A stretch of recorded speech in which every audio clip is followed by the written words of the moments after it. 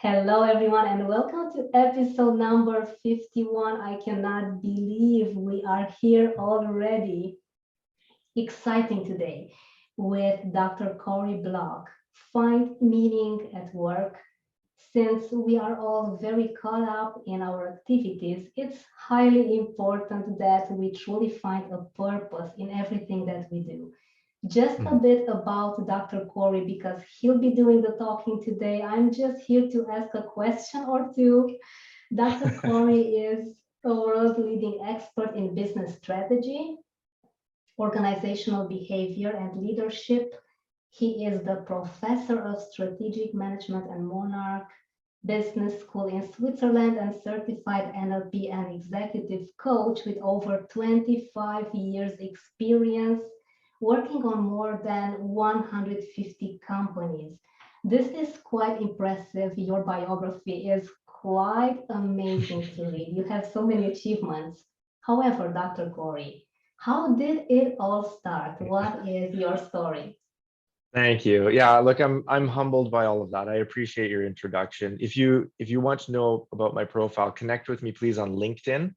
My LinkedIn profile, I don't know if you've looked at it, it's like a week long. It's daunting. But yeah, all of that started from very humble beginnings. I was 23 years old actually, and I was the inventory manager for the largest window manufacturing company in Canada. We made windows. And I was handling all of the purchasing and inventory. And it was a fairly good industrial job and good management position. And I was young. And then I was sitting with my dad in the backyard one day, and we were just having a drink together. And he said, son, he said, I've been working for the same company for 25 years, and I'm just not sure if I've wasted half of my life or not. And I was like, oh, Dad, what a thing to say. And he said, no, like it's fine. I'm okay. I'm committed where I am. But all I'm saying is that if you want to do something crazy with your life, you should do it while you're young and you have time to clean up the mess. And so I got to thinking, wow, that's pretty good advice. So I went home. I was already married. I got married young. I was 20 years old.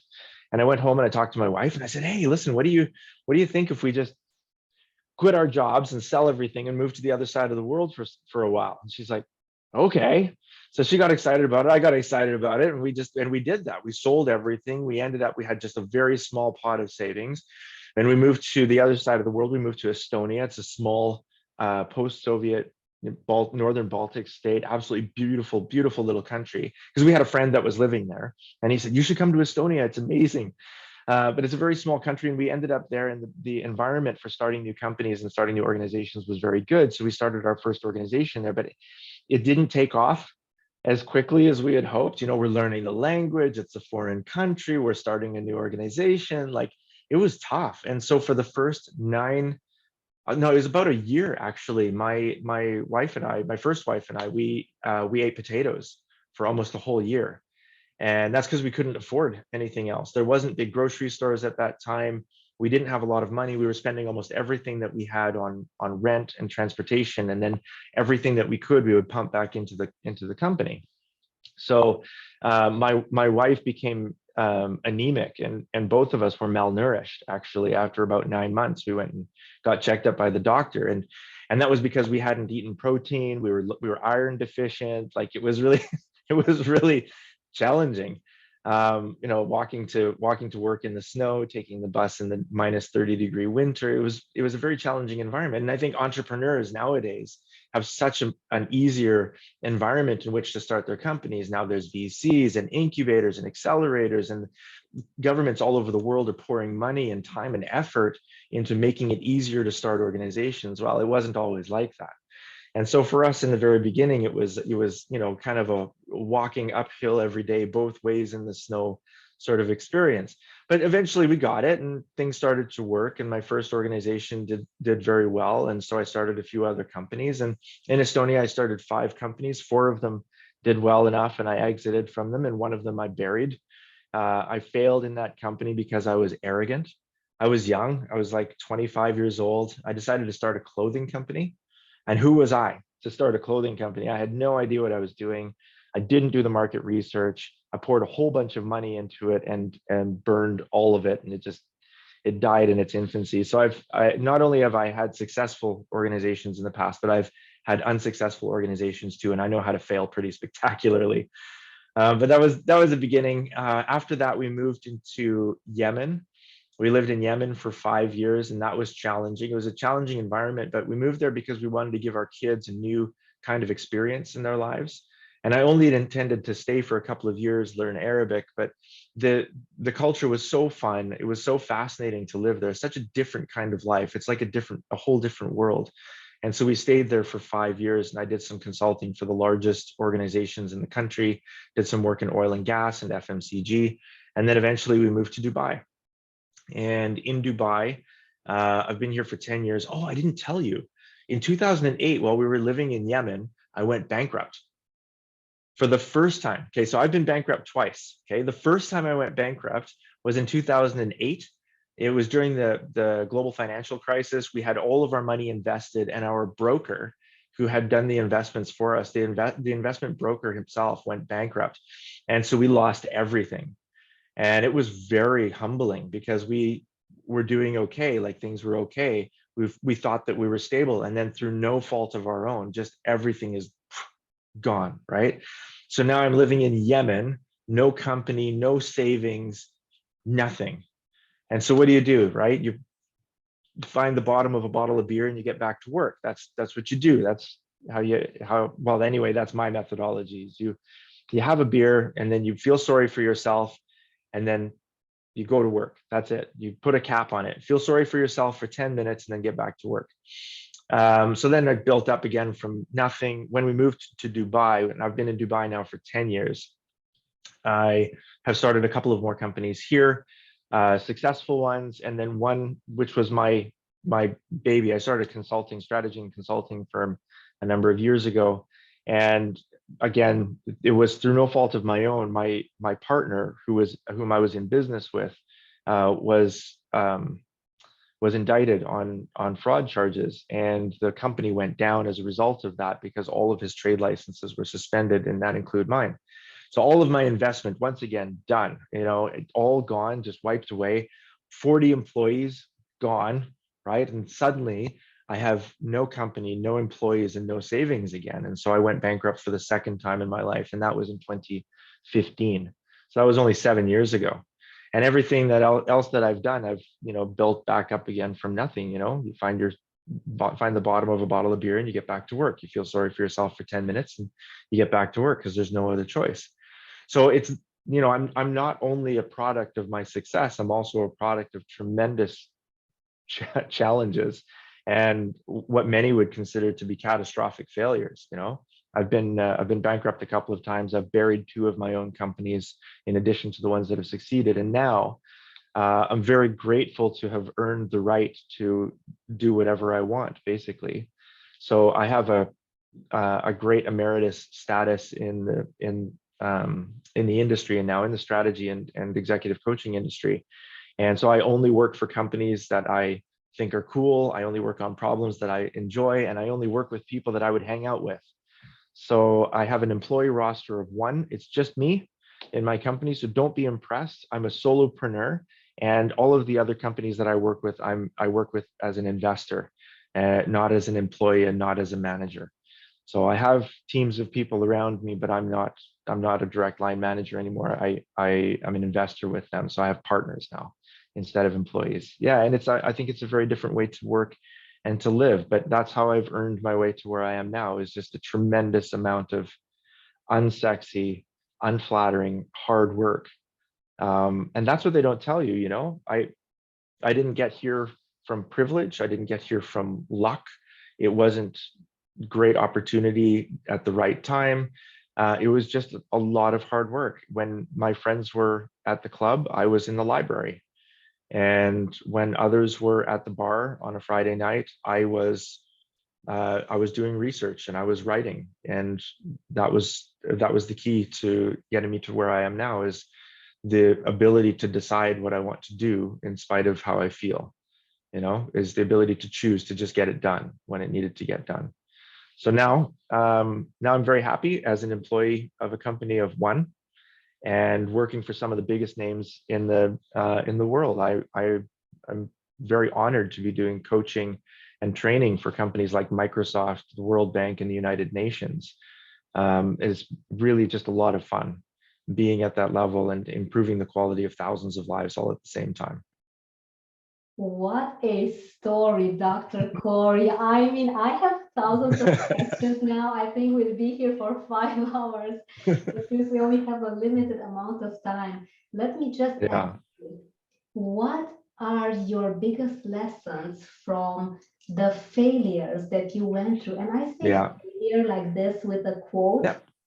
because it's a normal part along the journey. We cannot Yeah. expect to know it all from the very beginning, right? Right. So first of all, I think one of the most important things that I've learned is that failure is a choice. It's a conscious choice. And I got to thinking about how we learn to fail. And you know what, like I've got 5 kids, okay? So my wife and I, we have 5 kids between us, 21, 17, 8, and 5-year-old twins. And watching kids grow up is a very good indication of how humans are supposed to develop. And when I was watching my son's now 21 years old, but watching him walk for the first time, his name is Gabriel. He gets up, he's about 1 year old and he's learning how to walk because he sees all of the big humans around him walking. He's like, okay, I need to be like one of the big humans. I need to walk. So he stands up and he puts his hand on the table and he tries to prop himself up and, he wobbles around a little bit and falls down. Well, Gabriel doesn't look up at me when he falls down and say, I'm sorry, Dad, I seem to have failed. I'm going to be the only human that doesn't walk. Thank you for encouraging me to walk, but I just don't think this is for me. And I know there's other humans out there that don't walk because I've seen them. So I'll just hang out with them. But I appreciate all of your support. And I don't look at him and say, oh, that's okay, son. You gave it a good shot. You can just crawl like all of the other humans that don't walk. That's fine. That's fine, right? I don't tell him that that's okay. Maybe walking's not for you. No, because that's not how humans are born. We're not born instinctively failing.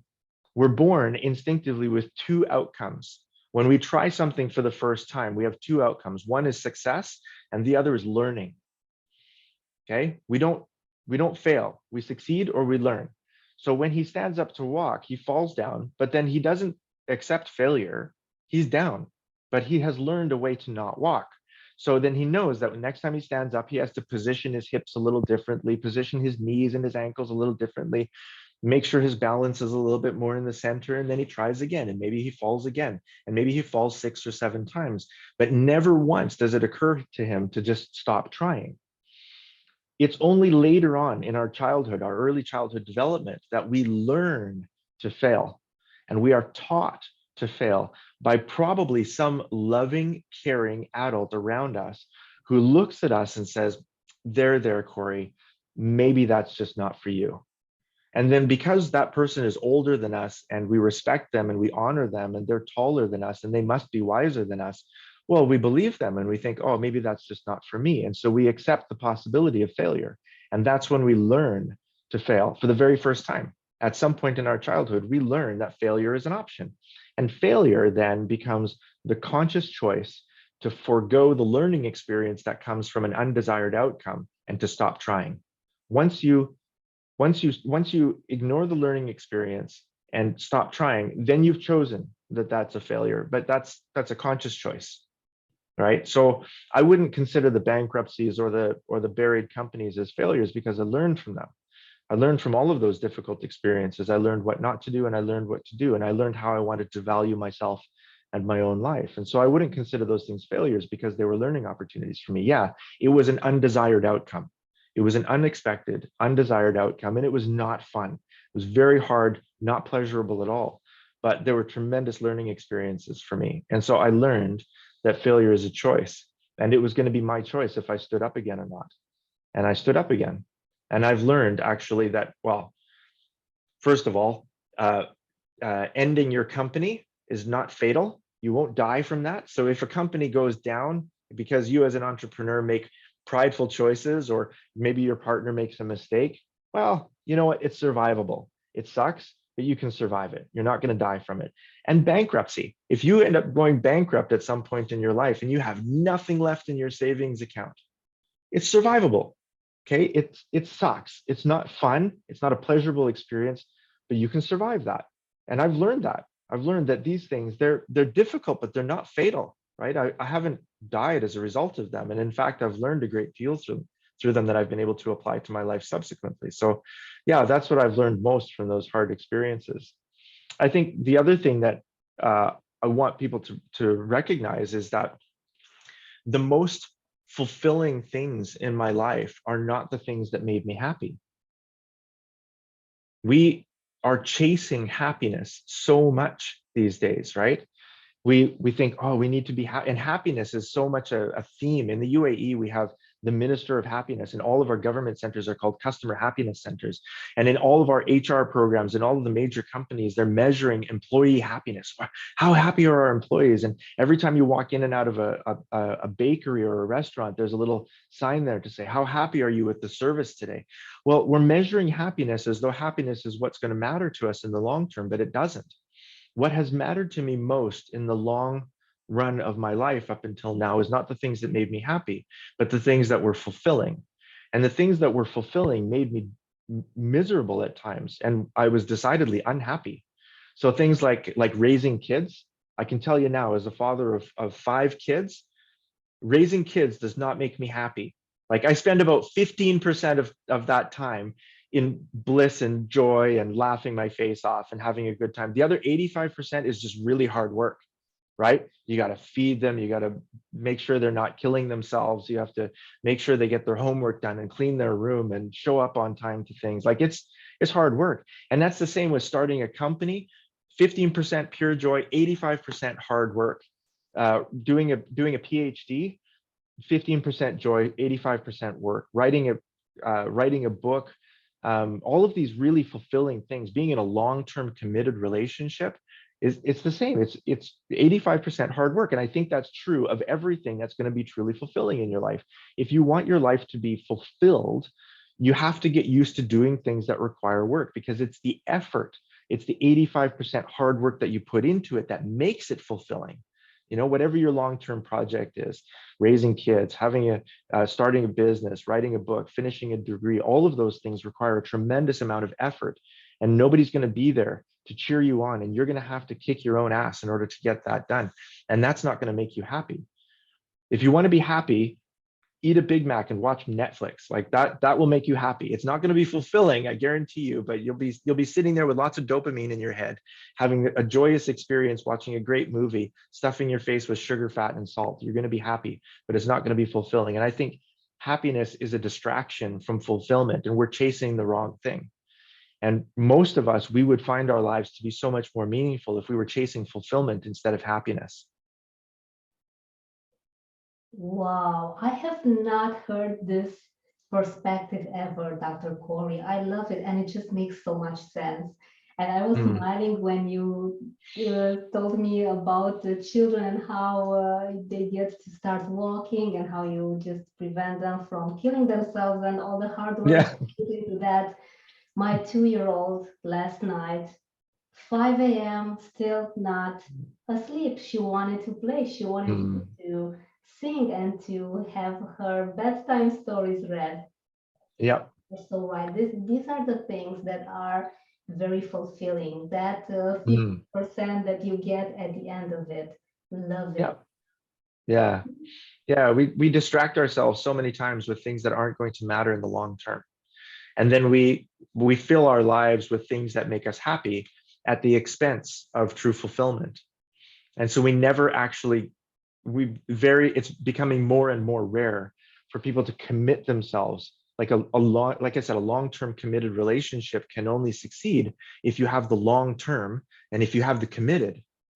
And the committed can only actually be defined as committed if you're doing it when you're not happy, when you're not like super joyous to be with each other, when you're working through something difficult. That's committed. You know, if it's all easy, that's not committed.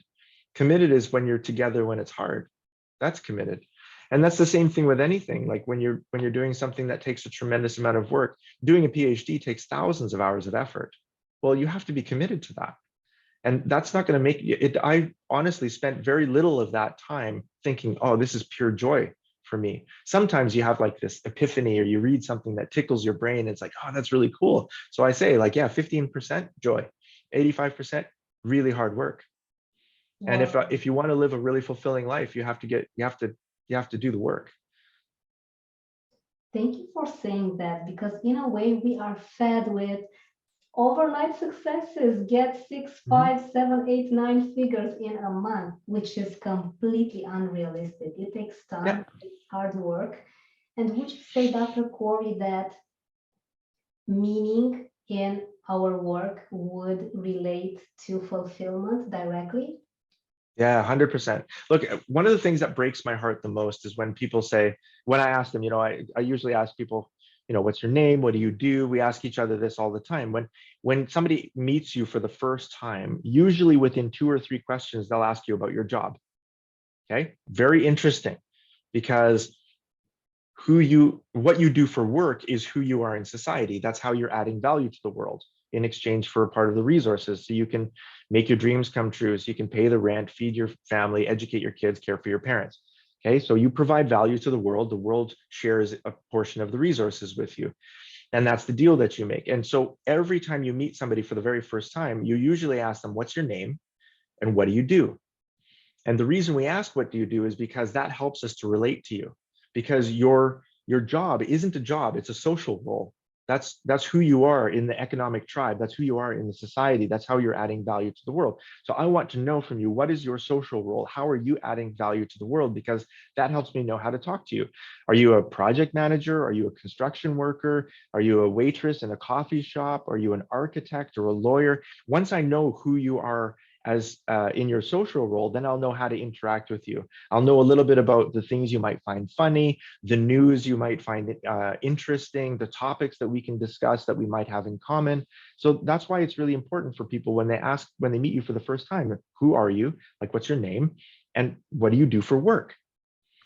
Because work is intrinsically a part of your definition of who you are. Now, what breaks my heart is when people try to separate themselves from who they are in society. And they say things, you'll hear this because people will say things like, oh, it's just a job, it's not really who I am. And that's heartbreaking for me, because, okay, let's take that statement, it's not who I am. Okay, so who are you? What is a human life? Okay, a human life from beginning to end is a collection of experiences. You have experiences from birth all the way to death. And if you have experiences from birth to death and you're participating in society fully, half of those experiences, or maybe more, are gathered at work.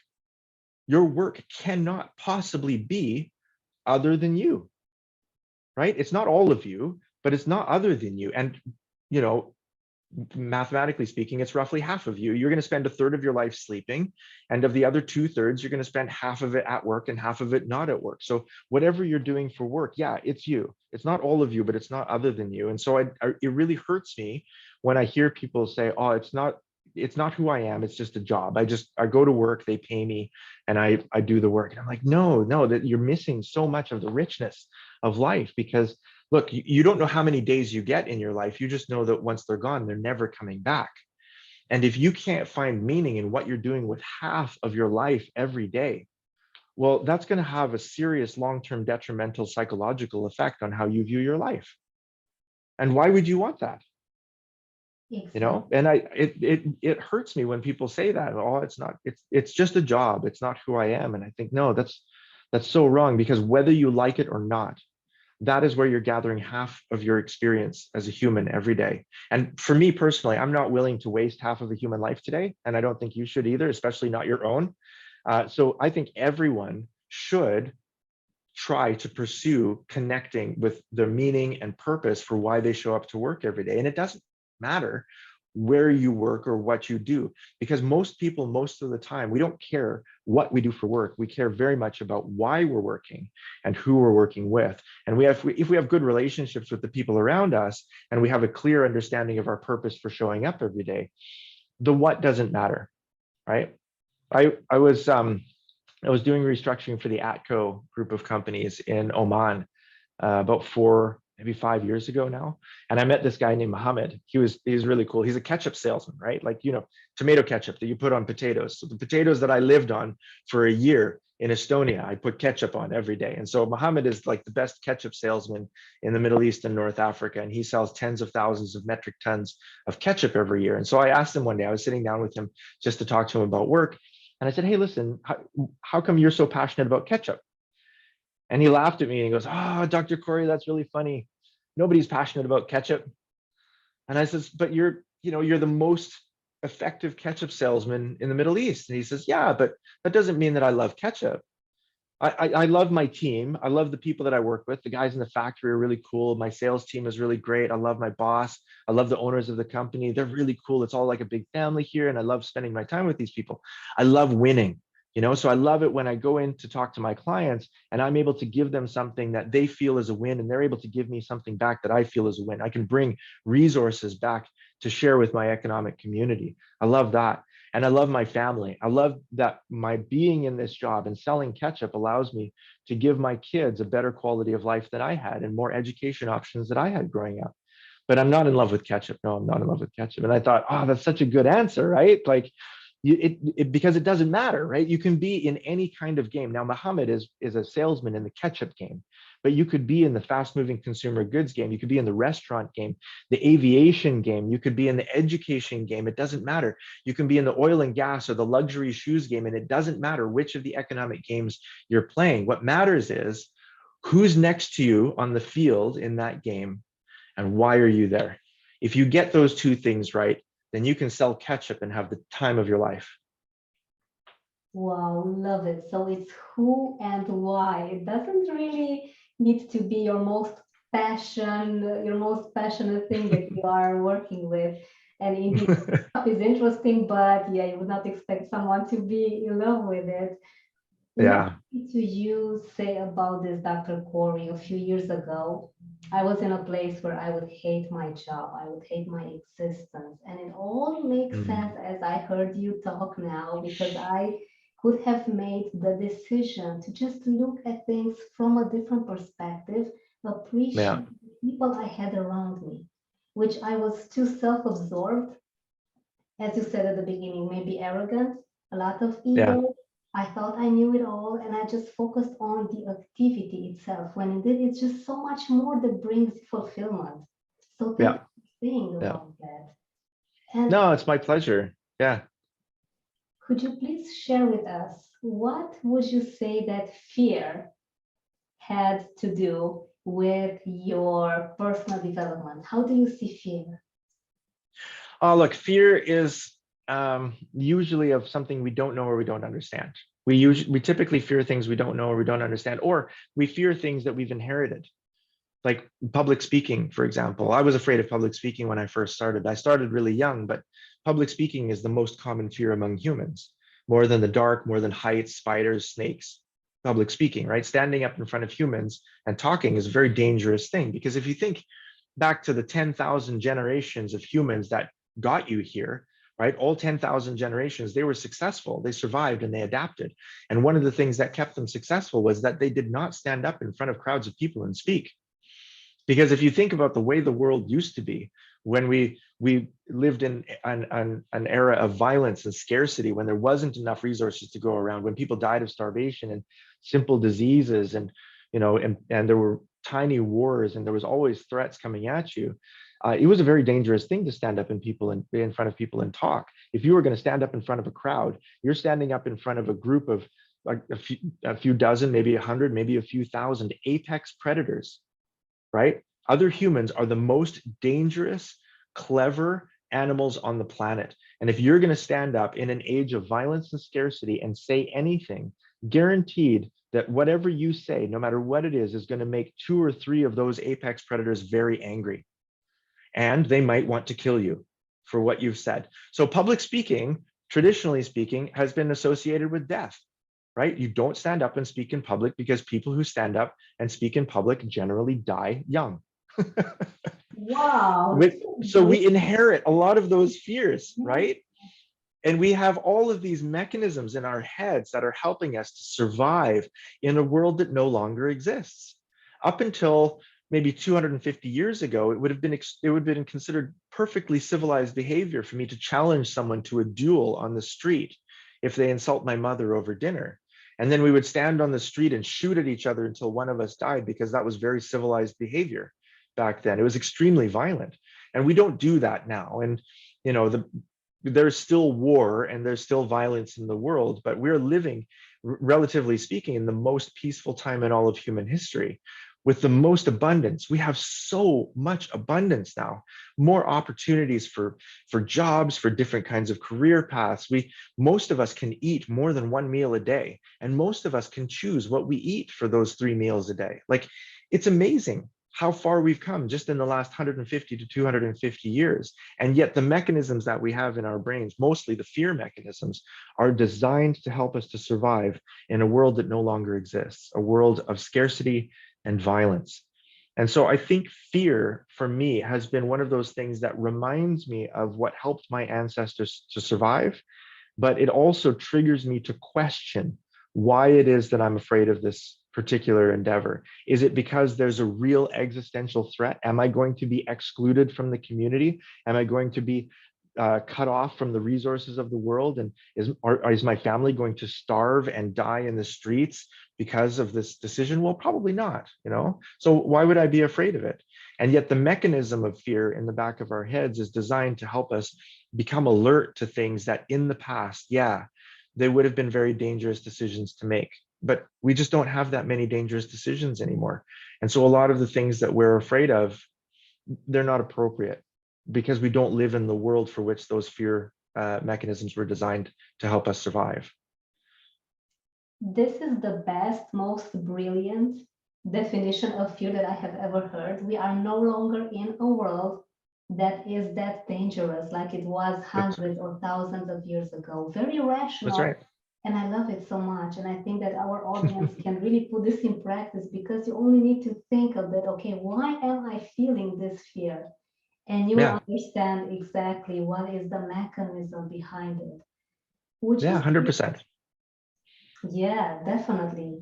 And would you say that discipline had a very big impact in how you got to conquer yourself, to conquer your ego, to have the successful and meaningful life that you have now? What's Yes. your take on that?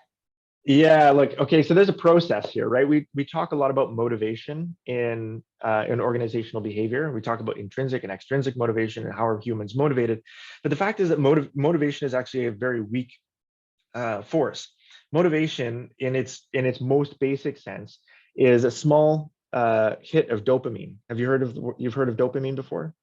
It's a neurochemical. It's the most addictive, most pleasurable experience that a human can have. Okay, and you produce dopamine in the ventromedial prefrontal cortex, just here on the side of your brain, when you think about getting something done. That's motivation. The problem with motivation is that it only lasts somewhere between 5 and 40 seconds. After 40 seconds, it's gone. All of that dopamine, it's done. So your brain rewards you for thinking about getting something done, okay? But after 40 seconds, that reward is gone. And if you don't actually do what you were supposed to do, guess what happens? Your brain rewards you again, but not here in the front of your brain, but back here in the anterior insula of your brain. It gives you another hit of dopamine next to the risk avoidance center of your brain to reward you for avoiding the risk associated with getting something done. So for example, if you say, oh, I need to exercise, right? And you're sitting on the couch, you're watching Netflix, you've got a Big Mac in your hand, and you think, oh, I really should go to the gym. Your brain gives you a hit of dopamine to reward you just for thinking about going to the gym. It says, yeah, that's a good idea. You should go to the gym, Corey. Good job. All you have to do is sit there and wait, okay? 30 seconds, 40 seconds. If you don't stand up, then your brain goes, okay, right, so Corey's not going to the gym. All right, it must be, since he's the cleverest animal that has ever existed on the planet, it must be that he's avoiding a risk associated with going to the gym. Maybe there's a storm outside. Maybe there's a pack of wolves or lions between his house and the gym. Maybe there's a foreign tribe that's going to attack him and kill him at the gym and then take his family as slaves. Like so your brain says, yeah, you avoided the risk of going to the gym. Good job, Corey. So it gives you a hit of dopamine next to the risk avoidance center to reward you for not going to the gym, or for not writing the report, or for not starting your book, or for not launching your company.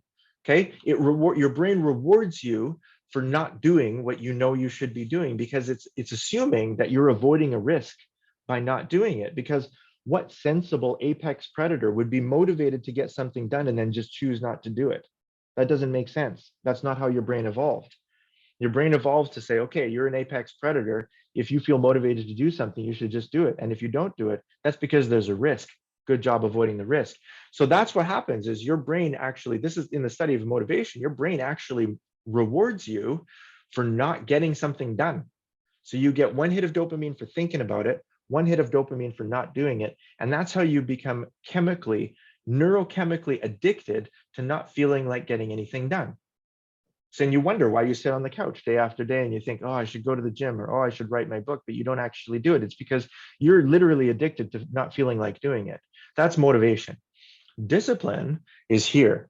It's in the prefrontal cortex. And discipline is the ability to choose your behavior regardless of how you feel, with or without the dopamine, the serotonin, the oxytocin, with or without the anandamide, the norepinephrine, or the endorphins, with or without any of those neurochemicals. You have a very powerful machine right here, and you can get up off the couch at any time of any day, and you can do what needs to be done.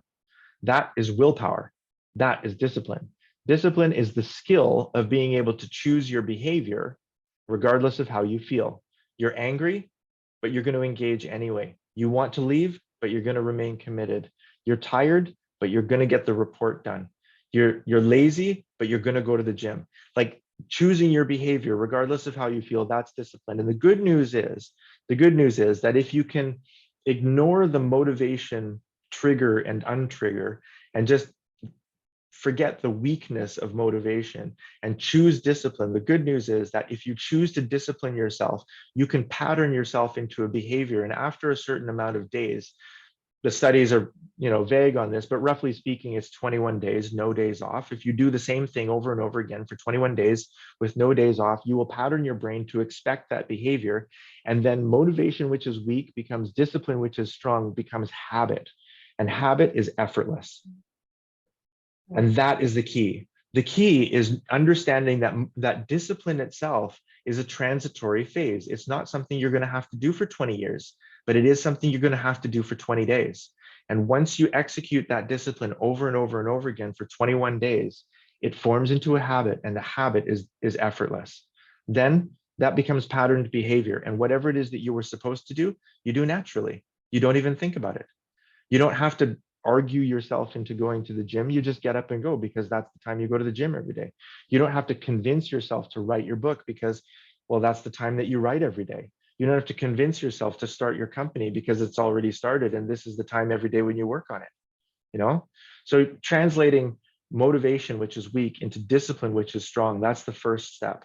But then maintaining that discipline for as many days as it takes to make it into a habit, that's the second step. And the good news is that once you get it into a habit, it's pretty much effortless. You don't have to make a decision anymore.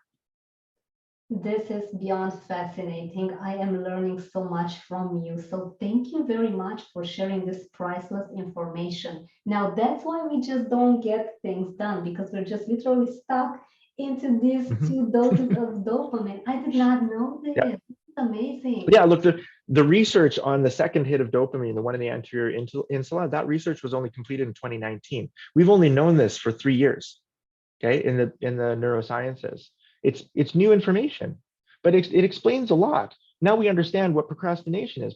Procrastination is a neurochemical addiction to producing dopamine in the wrong part of your brain. That's all it is. And if we understand that, well, we can train ourselves out of it. Look, humans are wonderful creatures, right? We're marvelously complex, incredibly creative, passionate, sometimes loving, sometimes mean, sometimes horrible to each other, and sometimes all of those things all in the same day. And if you're married, sometimes all to the same person all in the same day, right? So we're incredibly complex creatures, but we're definitely hackable. And if we understand just a little bit more about how we're designed and the kind of world that we're designed to live in and the kinds of tools that we have that we're carrying with us from a million years of success, well, we can hack ourselves. We're clever enough to do that. And we can change the direction of our lives in just a few simple steps. Yeah, it takes work, but the work is not hard. It's not nearly as hard as it was for your ancestors. You live in an abundant world now with so many opportunities. And the only thing standing in your way is you. You are so right. And we do live our best life ever in the best, most modern times in this world since the universe was created. And since you help people just have their most amazing, spectacular professional lives full of meaning, Dr. Corrie, I'm sure that everyone will want to know where can they get in touch with you, and most especially, how can they work with you? Yeah, sure. Look, my primary channel is LinkedIn. I do all of my content is echoed on Instagram and Facebook. You'll find me on Instagram and Facebook, but my primary channel really is LinkedIn. Please find me on LinkedIn. I'm always putting out new content there. Secondly, find me on my website, drcorrieblock.com. You'll learn from how to spell my name. I'm very Googleable, okay? Google knows exactly who I am and where to find me. I'm not difficult to find. So find me, reach out to me. I work with companies as a leadership trainer, and I do workshops and keynote speeches and organizational strategy and restructuring. And I also work with individuals. I'm one of the premier executive and business coaches in the region. So if you're looking to take your career to the next level, just keep in mind that nobody becomes the top of their game in any industry without a coach. There's no Olympian that doesn't have a coach. There's no high-level actress or actor. There's no best musician. There's no top-level surgeon in the world without a coach. So recognize that, and then it'll be a lot easier for you to know how to engage me. But yeah, look, I've got lots of materials out there. If you want something that's really cheap and cheerful, a fast way to engage with some of my best thoughts, I've got a couple of books out. This is Spartan CEO. It's on Amazon, not difficult to find. And this is Business is Personal. This is all about meaning at work. It's also on Amazon, not difficult to find. So find the books. That's a cheap way to get in touch with me, very affordable. Otherwise, connect with me on LinkedIn or through my website. I'd be really happy to hear from you. And if I can help to improve the quality of your life, I will. Wow, Dr. Corrie, today has been elevating and inspiring, to say the least. I would have wanted to say motivating, but then I changed my mind. Not motivating, making us to go into action and do Good. those things that really just, we have one life to live. Anyway, That's we right. live it, it's just one life, so we need to make it count. And especially the business professional side, where we just spend That's so right. much time, so much energy. Thank you for Yeah, that's right. what. It's my pleasure, Oksana. Thank you so much for inviting me. I hope that your audience finds some benefit in this, and bless you and have an amazing life. Thank you so much, Dr. Corrie. Thank you very much.